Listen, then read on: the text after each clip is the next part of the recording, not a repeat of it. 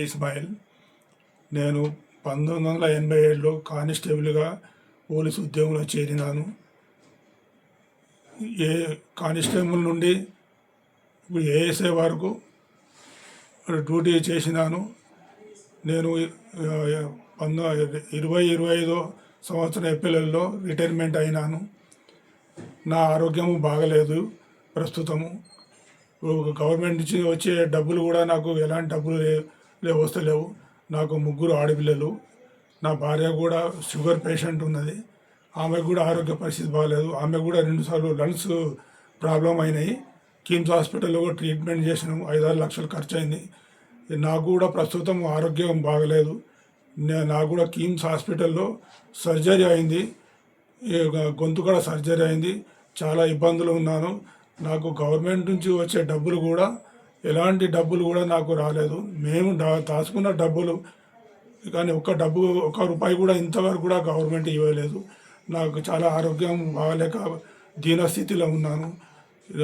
Government నుంచి వచ్చే డబ్బులు ఏం రాలేదు.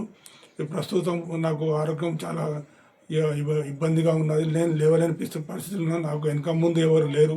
నాకు 3 ఆడపిల్లలే. చాలా ఇబ్బందికరంగా ఉన్నది. నాకు దాదాపు 15-20 లక్షల రూపాయలు ఖర్చు అయింది. కానీ ప్రభుత్వం నుంచి ఎలాంటి నాకు లేదు.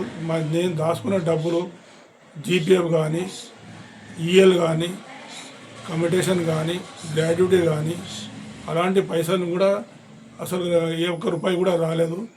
దాదాపు 60 లక్షల రూపాయల దాకా రావాల్సి ఉన్నది. దయచేసి నాకు గవర్నమెంట్ వాళ్ళు నాకు సాయం చేయగలరని కోరుతున్నాను. ఆపరేషన్ అయింది. ఇక్కడ C6-C7 అనే గొంతు కాడ అయినా కానీ ఇప్పటికి కూడా నాకు మాట వస్తలేదు. ఎన్ని రోజులు సార్ ఆపరేషన్ అయ్యి దాదాపు నాకు 2 నెలలు అవుతుంది. డిసెంబర్ 23 తారీఖు ఆపరేషన్ అయింది. అయినా చెయ్యి బాగా లాగడం, నొప్పి బాగున్నది. లేవలేని పరిస్థితిలో ఉన్నాను. ఇంట్లోనే ఉంటున్నాను. బయటకు కూడా వెళ్తలేను. కాలు నడవలేసిన చాలా వీక్నెస్గా ఉన్నాను. ఇప్పుడు పరిస్థితి చాలా దీనస్థితిలో ఉన్నది. పోలీసు సంక్షేమ సంఘం నుంచి ఏమన్నా మీకు ఆర్థిక సాయం అందినదా సార్? మాకు పోలీస్ సహకారం నుంచి కూడా ఎలాంటి సహకారం కూడా ఏమీ అందలేదు సార్. నాకు మీరు ఏం కోరుకుంటున్నారు ప్రభుత్వం నుండి? నేను ప్రభుత్వం నుండి నాకు వచ్చే బెనిఫిట్స్ ఏవైతే ఉన్నాయో, నేను రిటైర్మెంట్ అయినా గవర్నమెంట్కు 38 సంవత్సరాలు సేవ చేసినాను. కానిస్టేబుల్ నుండి ఎస్ఏ వరకు నేను 38 సంవత్సరాలు నేను సర్వీసు పూర్తి చేసిన, ప్రజాసేవ చేసినాను. నా సేవ చేసినందుకు గాను కనీసం హాస్పిటల్లో చూసుకున్నంత వీలు లేకుండా అయిపోయింది. అంత ఆర్థికంగా వెనుకబడి ఉన్నాను. దాదాపు ఖర్చులు చాలా ఎక్కువ అయిపోయినాయి. ఇక లేవలేని పరిస్థితిలో ఉన్నాను. ఇప్పుడు నడవలేని పరిస్థితిలో కూడా ఉన్నాను. నేను అంత దీన స్థితిలో ఉన్నాను. కనుక నా గవర్నమెంట్ నుంచి నాకు వచ్చే డబ్బులు, నాకు వచ్చే బెనిఫిట్స్ ఏవైతే ఉన్నాయో అది నా తొందరగా ఇప్పిస్తారని నేను ఆశిస్తున్నాను. కోరుతున్నాను. నాకు వచ్చే డబ్బులు సీఎం రేవంత్ రెడ్డి గారు, బట్టి విక్రమ గారు నాకు వచ్చే డబ్బులు నా పరిస్థితి చూసి నాకు మాట్లాడడానికి కూడా గొంతు వస్తలేదు.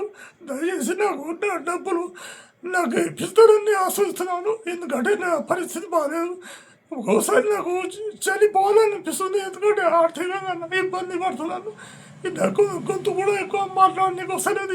ఆపరేషన్ అయిన నుంచి చాలా ఇబ్బందిగా ఉన్నది. సీఎం రేవంత్ రెడ్డి గారు మరియు బట్టి విక్రమ గారు దయచేసి నాకు వచ్చే డబ్బులు నాకు ఇస్తారని నేను ఆశిస్తున్నాను. నాకు ఆరోగ్యం చాలా బాగలేదు. నా యొక్క బాధను అర్థం చేసుకుంటారని నేను ఆశిస్తున్నాను.